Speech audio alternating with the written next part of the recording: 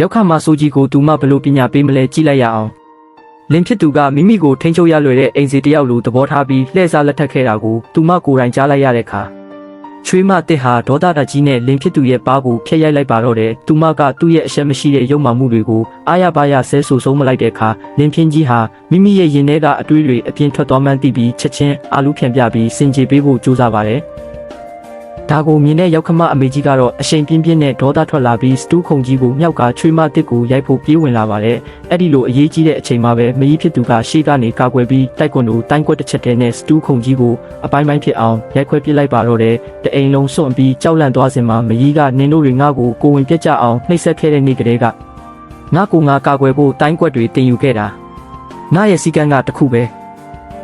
ဲငါကိုအနိုင်ကျင့်ရင်ပြန်နှိပ်စက်မယ်ငါကိုရိုက်ရင်ပြန်ချမယ်လို့ပြက်ပြက်တသားကြီးညာလိုက်ပါတယ်ရောက်ခမအမေကြီးဟာထပ်မံမတိုက်ခိုက်ရဲတော့ပဲမြေပြင်ပေါ်မှာလှဲချပြီးငါအိမ်ထဲကိုအိမ်ဖြတ်မှချွေးမနှစ်ယောက်ရောက်လာပြီးယောက်ျားတွေကိုပြန်ရိုက်ယုံနေမကရောက်ခမကိုပါတတ်ဖို့လုပ်နေကြတယ်ဆိုပြီးအရှက်မရှိငိုယိုပြပါတယ်အဲ့ဒီအချိန်မှာပဲယောက်ျားရဲ့ညီမဖြစ်သူကဝင်ပါလာပြီးအကိုကြီးကိုမိမကိုကောင်းကောင်းမဆုံးမနိုင်ဘူးလို့ဆဲဆိုပါတယ်ရောက်ခမကြီးကလည်းဒီနေ့နေမကြီးကိုပညာမပေးရင်ငါ့ကိုအမေလို့မခေါ်နဲ့ငါကိုတေချောင်းကြံပြစ်မယ်လို့ချင်းချောက်ပါတယ်ယောက်ျားညီမကလည်းအကိုကြီးကယောက်ျားစစ်မဟုတ်ဘူးလို့ထပ်မံစော်ကားပါတယ်ဒီတခါတော့အကိုကြီးကမအောက်နိုင်တော့ပဲမင်းတို့တွေကကျေးဇူးမသိတဲ့တရေတွေပဲမင်းယောက်ျားအလုပ်ရဖို့မကြီးကကူညီပေးခဲ့တာ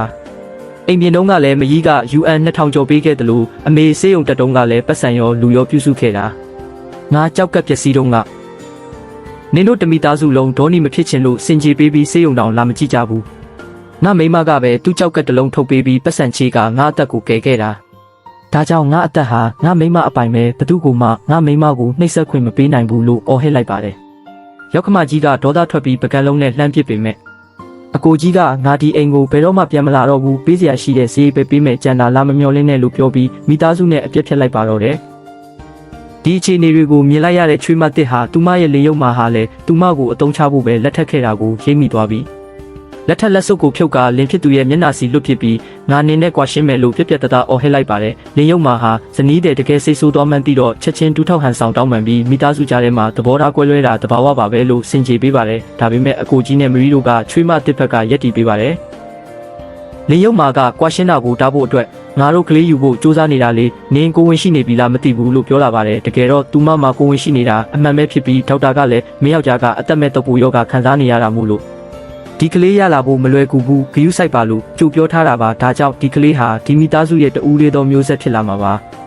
ါဒါပေမဲ့ရောက်ခမကြီးကသူ့ကွာချင်းရင်ကွာခိုင်းလိုက်ငါသားကတော်တော်နောက်ထပ်လိမ္မာတဲ့မိန်းမရမှာပဲဒါပေမဲ့ကွာချင်းရင်အရင်ပေးထားတဲ့ဈေးအစက UN 1,800,000ပြန်ပေးရမယ်လို့အရှက်မရှိတောင်းဆိုပါတယ်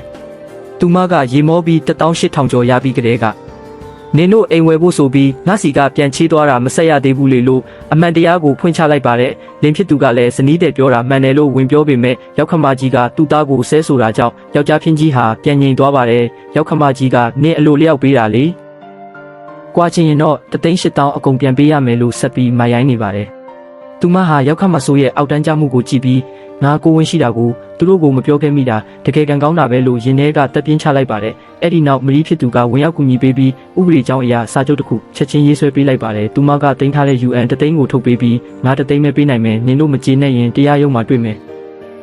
ပြီးတော့ကလေးမွေးလာရင်လည်းကလေးကိုလာမလို့ရဘူးဆိုတဲ့စာချုပ်မှာအခုချက်ချင်းလက်မှတ်ထိုးလို့ကွန်ပြက်စွာပြောလိုက်ပါတယ်ရောက်ခမကြီးကလည်းမိမိမှာအမှားရှိနေမှန်းသိတာကြောင့်ချက်ချင်းလက်မှတ်ထိုးပေးလိုက်ပါတော့တယ်စာချုပ်ချုပ်ပြီးနောက်မကြီးကငါတို့နှစ်ယောက်လုံးကိုဒီအိမ်ကနှင်ထုတ်လိုက်ပြီဆိုတော့အခုကစပြီးငါတို့ဟာညီမတွေပဲလို့ပြောတဲ့အခါသူမကလည်းဝမ်းသာအားရလက်ခံလိုက်ပါတယ်